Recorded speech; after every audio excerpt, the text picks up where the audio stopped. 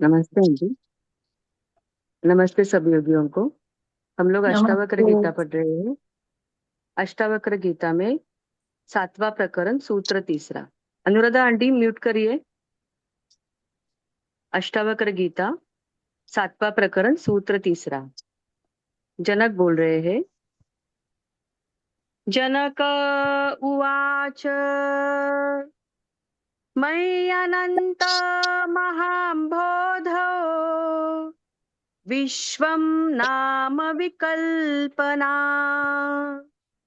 अतिशान्तो निराकार एतदेवाहमास्थितः मयि अनन्तमहाम्बोधो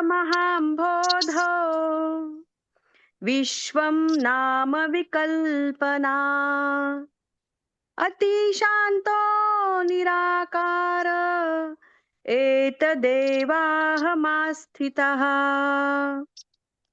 मुझ अंतहीन महासमुद्र में निश्चय ही संसार कल्पना मात्र है। मैं अत्यंत शांत हूँ, निराकार हूँ और इसी अवस्था में स्थित हूँ। मुझ अंतहीन महासमुद्र में निश्चय ही संसार कल्पना मात्र है। मैं अत्यंत शांत हूँ, निराकार हूँ और इसी अवस्था में स्थित हूँ। हरिओम।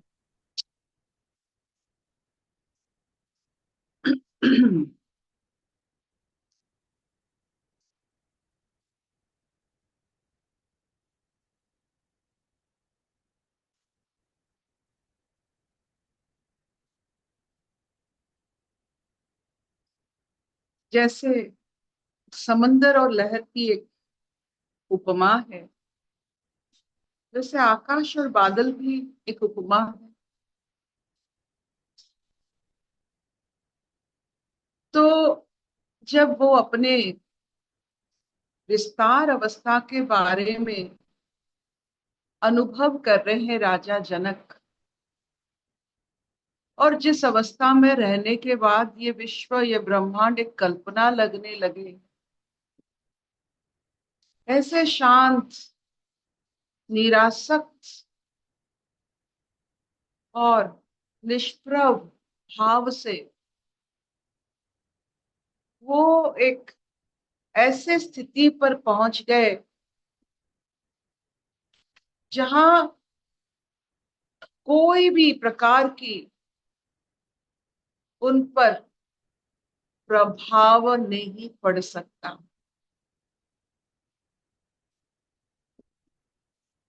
हर समय वे समुन्दर की उपमा दे रहे हैं।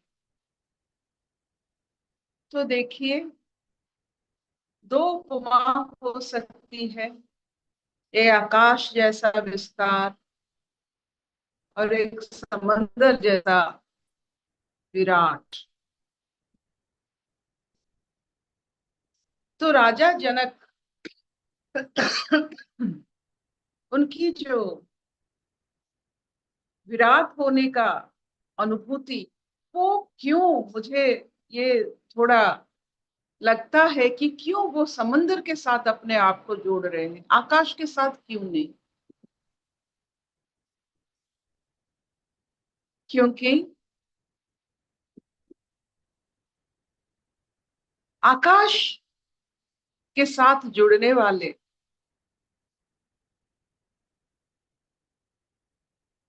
जानते हैं कि बादल हर समय नहीं रहता है आकाश। कभी कभी ऐसा नील गगन बन जाता है कि एक बादल का छींटा भी नहीं रहता है, लेकिन समंदर में हर समय लहर रहता है। जब भी वो किनारे समंदर आता है तो लहर जरूर उठती है।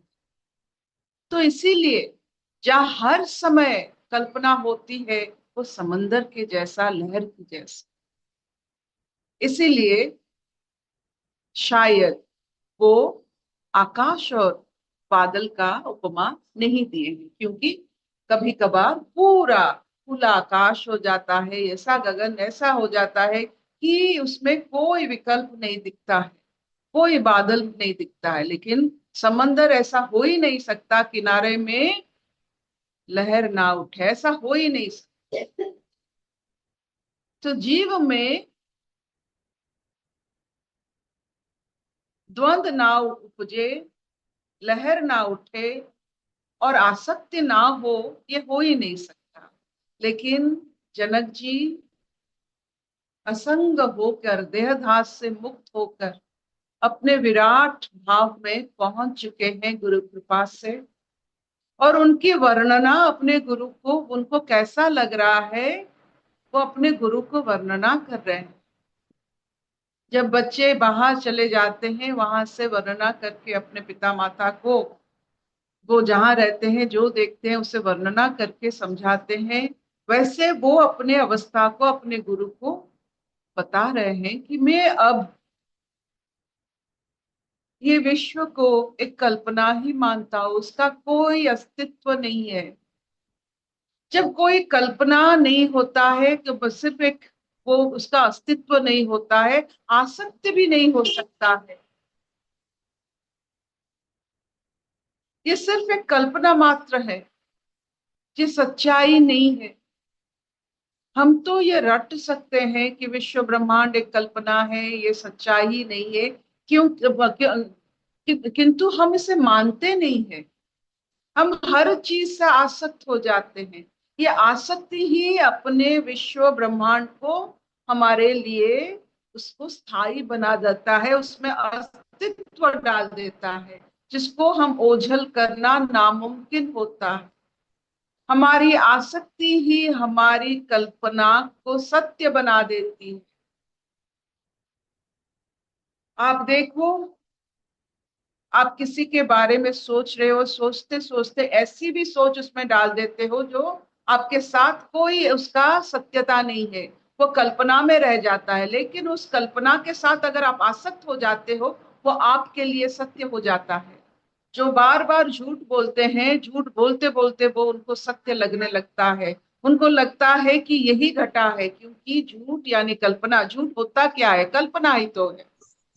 जो बहुत सारे कल्पना करते हैं, वो अपनी कल्पना में आसक्त हो जाते हैं। कल्पना कीजिए लेकिन उसमें आसक्त मत हो जाइए, क्योंकि आसक्त बन के गए तो आपका ब्रह्मांड या आपका विश्व सत्य बन जाता है, जिसको आप, जिसके साथ आपकी आसक्ति हो जाती है। एक बार आसक्ति हो गया, आप और ये शांत अवस्था में नहीं रह पाएंगे। बिना आसक्त आप शांत अवस्था में रहते हैं, आसक्त हो जाने से लहर बहुत जोर से उठती है। तो आज जो जनक जी बता रहे हैं, वो अपने आप को शांत व्यक्त एक समंदर की तरह मान रहे हैं। ये जो लहर, ये ब्रह्मांड, ये विश्व जो भी है, ये सिर्फ मात्र कल्पना है। इस कल्पना से उनका कोई आसक्ति नहीं है, इसीलिए वो शांत भाव में, निराकार भाव में स्थित है। अपने गुरु को अपने हिसाब से अपने स्थिति की ब्यौरा कर रहे हैं। तो अगर वो कर सकते हैं, हम क्यों नहीं कर सकते? हम भी तो वही इंसान है, माना वो राजा है, जो भी है, हम भी तो अपने मन के राजा है। क्यों ना इससे राजापन, राजा कौन होता है, उसको कोई चीज की अभाव नहीं होती, हर चीज का भाव होता है।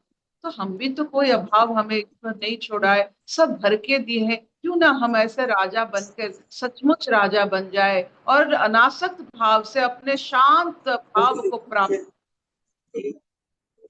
Let us all become Kings.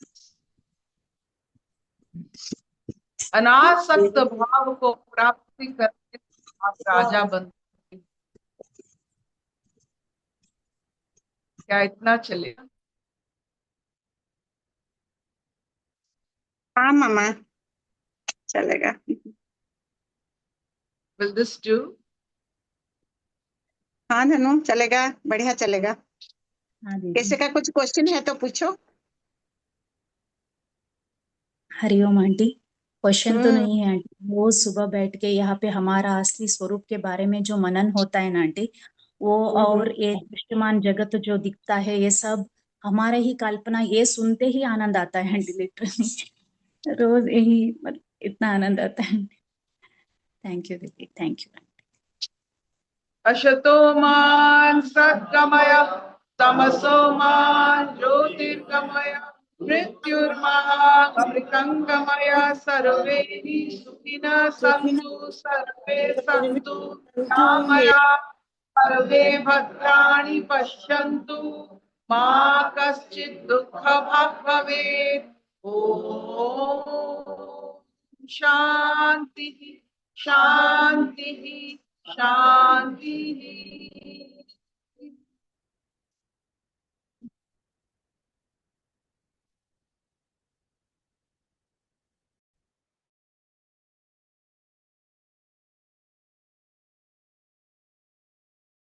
क्या चपड़ा बहुत खुश लगती है।